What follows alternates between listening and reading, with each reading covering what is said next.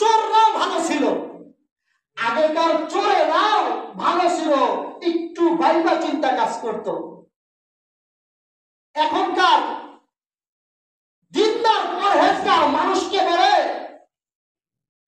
গায়ে হাত বুলায় বলে ডাকে, দিনের দিকে ডাকে, দিনের মধ্যে শান্তি। ওই রকম মাথায় পাগড়ি পরে গায়ে জুব্বা পরেও হক্কানি আলেম ওলামা ছাত্রদের উপরে, তাবলীগের সাথীদের উপরে লাঠি চার্জ করতে তাদের দিল কাঁপে না। ইমানদার দাবি করে তাবলীগ করতে করতে মানুষকে দাওয়াত দিতে দিতে একদম সমাজের মধ্যে অনেক বড় হুজুর হয়ে গেছে। দিন না থাকার কারণে, কলমের মধ্যে মনুষ্যত্ব না থাকার কারণে ইমানদারের উপরে লাঠিচার্জ করতে, তাদেরকে রক্তাক্ত করতেও তাদের দিল কাঁপে না। এখনকার ইমানদারের অবস্থা হয়েছে, মুসলমানকে মুসলমান রাত্রির অন্ধকারে তাহাজ্জুদরত অবস্থায় ঘুমন্ত মুসলমানকে এরকম ভাবে রক্তাক্ত করতেও তাদের দিল কাঁপে না। এখন ইমানদার, অথচ পূর্ব যুগের চোরেরা চুরি করতে গেছে, চোর চুরি করতে গেছে, চুরি করতে যা দেখে যে একটা খ্রিস্টানের বাড়ি।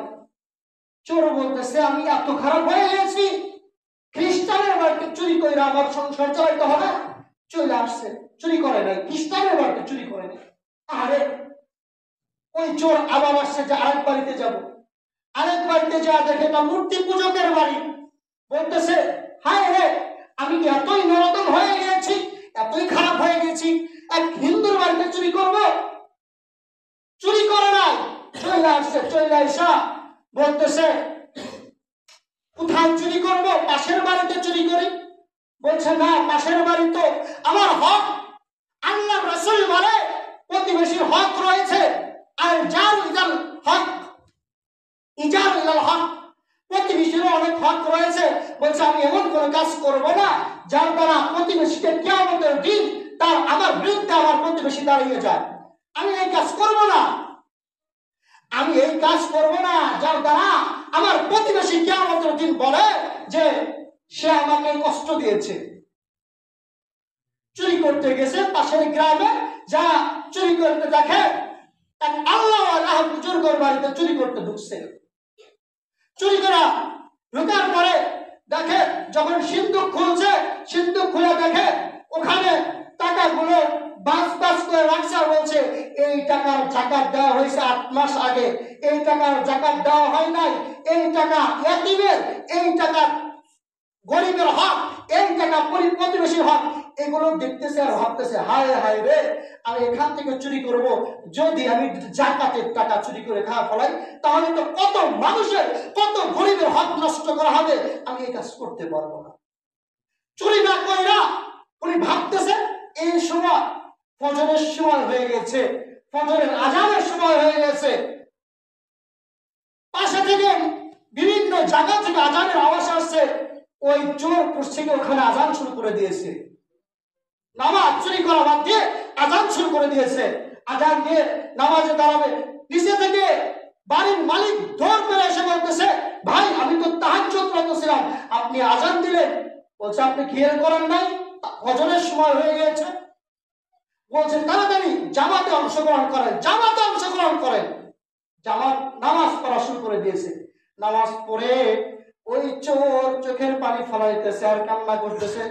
বলছে বাবা আপনার এখানে আমি আসছিলাম খুব খারাপ একটা উদ্দেশ্য নিয়ে, কিন্তু আমি তো ধরা পড়ে গেলাম। বলছে বাড়ির মালিক বলছে বাবা আমার দেখা মতে আপনার সে মুত্তাকি বান্দা আর আমি কখনো দেখি নাই, আপনার সে পরহেজগার মুত্তাকি দিনদার বান্দা আমি আর দেখি নাই। নামাজের সময় হয়েছে আর আপনি আজান দিয়ে নামাজে দাঁড়িয়ে গিয়েছেন, আপনার সে এত ভালো মানুষ আমার চোখে আর পড়ে নাই। আল্লাহর বান্দা বলতেছে না আমি তো চুরি করতে আসছিলাম। বলছে ঠিক আছে আসেন আমার খানকায় আসেন, কামরার মধ্যে যা ঘর আটকা দিয়ে স্ত্রীকে বলতেছে মেয়ের জন্য পাত্র খুঁজতেছিলাম। আল্লাহর ভয় যে যুবকের মধ্যে আসে, হয়তোবা দারিদ্রতার কারণে সে পেটের দায়ে কষ্টের কারণে চুরি করতে আসে, এর কাছে যদি অর্থ সম্পদ থাকে এ একজন সত্যিকার আল্লাহওয়ালা হবে, আল্লাহ প্রেমিক হবে, এর সাথে আমার মেয়ের বিয়ে দেব। আগেকার দিনে চোরেরাও আল্লাহর প্রতি ভয় ছিল। আরেকটা হাদিস বলবো, সময় কম। আলী ইবনে আবু তালিব রাদিয়াল্লাহু তাআলা আনহু قال حدثت بالرسول الله صلى الله عليه وسلم دع ما يريبك الى ما لا يريبك ان الصدق طمانية وان الكذب ريبة। আল্লাহর রাসূল সাল্লাল্লাহু আলাইহি ওয়াসাল্লাম থেকে হযরত আলী মুর্তজা রাদিয়াল্লাহু তাআলা বর্ণনা করেন, সরকার আলম নবী মুহাম্মদুর রাসূলুল্লাহ থেকে আমি এই কথা মুখস্থ করে নিয়েছি। এটা আমি সরকার আলম নবীর কাছ থেকে মুখস্থ করে নিয়েছি। দেখো, যেটা তোমার সন্দেহ হয় সেটাকে ছেড়ে দাও, যে বিষয় তোমার সন্দেহ হয় ওই সন্দেহটাকে ছেড়ে দাও, আর যেটা তোমার সন্দেহ হয় না ওটা গ্রহণ করে নাও। ইন্না সিদকা তামানিয়াত, নিঃসন্দেহে সত্য যেটা সেটা অন্তরে প্রশান্তি দেয়। সত্য অবশ্যই অন্তরে প্রশান্তি দেয়, আর মিথ্যা এটা সন্দেহ সৃষ্টি করে। সে যেই হোক না কেন, আপনি এতটুকু ভাববেন, আরে যদি হকের মোড়ই থাকে কেন মানুষ খায়া না খায়া তার বিরোধিতা করছে? যদি এতই হক হয় কেন যারা বিরোধিতা করছে এরা তো কেউ না কইরা বিরোধিতা করছে না, না চাই না বিরোধিতা করছে না। আমি আবেগ দিয়ে ভালোবাসছি, বিবেক খাটাই নাই, যার কারণে আমার আবেগের কারণে আমি রক্তাক্ত করছি একজন দিনের রাহবারকে। রক্তাক্ত করতে আমার কলিজা কাঁপছে না। আমি আবেগ খাটাচ্ছি, যার কারণে আমার আবেগ এমন কাজ করছে, আমার সাথে একসাথে দাওয়াতি কাজ করছে। একজন মুখলেস মুসল্লির উপর লাঠি চার্জ করতে, চাকু দিয়ে রক্তাক্ত করতে আমার দিল কাঁপে নাই। এটা বুঝতে হবে। আল্লাহ তাআলা আমাদের বুঝার তৌফিক দান করুন। সরকার তো আলম বুখারীর riwayat বলেন, আল মারউ মা'a মান আহাব্বা, মানুষ যাকে ভালোবাসবে কিয়ামতের দিন তাদের সাথেই থাকবে, তার সাথেই অংশগ্রহণ করবে। আপনি যদি সন্ত্রাসী, খুনি, টেন্ডারবাজির সাথে আপনার হাসন নাসন হয় তখন কি উপায় হবে বলেন? আপনার যদি ওই এমন একজনের সাথে হাসন নাসন হয়েছে, সারা জীবন চুরি বাটপারি করছে, সুদ খাইছে, লম্পটি করছে, বাকিবাজি করছে, এখন এইসা পাগড়ি পরে বড় মুবাল্লিগ হয়ে গেছে, তার সাথে হয়, তাহলে আপনার উপায়টা কি হবে বলেন? সারা জীবন যারা কোরআনের জন্য, শৈশবকাল থেকে নিয়ে সারা জীবন কোরআনের জন্য যারা মেহনত করে, বাবা মার আদর, আত্মীয় স্বজনের মহব্বত সবকিছু ত্যাগ করে কোরআনের ইলম অর্জন করলো, কেন তার গায়ে আজকে আপনি লাঠি চার্জ করেন?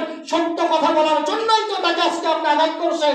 এই জন্য প্রিয় ভাইরা আমার, ভুল থাকলে সংশোধন হয়ে যান। ভালোবাসা আছে অবশ্যই, সবার প্রতি উদাত্ত ভালোবাসা আছে। আপনার ভুল ধারণাটা সংশোধন করার জন্য যে বুঝে তার কাছে যান, আগে বুঝেন, নিজেকে বোঝার চেষ্টা করেন। আবেগ দিয়ে কাজ করেন না, বিবেককে কাজে লাগান। আল্লাহ তাআলা আমাদের সকলকে সঠিকভাবে সঠিক দিন বুঝার মতো তৌফিক দান করুন, সততার উপর আমল থাকার মতো তৌফিক দান করুন। আসসালামু আলাইকুম ওয়া রাহমাতুল্লাহি ওয়া বারাকাতুহু। যারা সুন্নাত পড়েন নাই সুন্নাত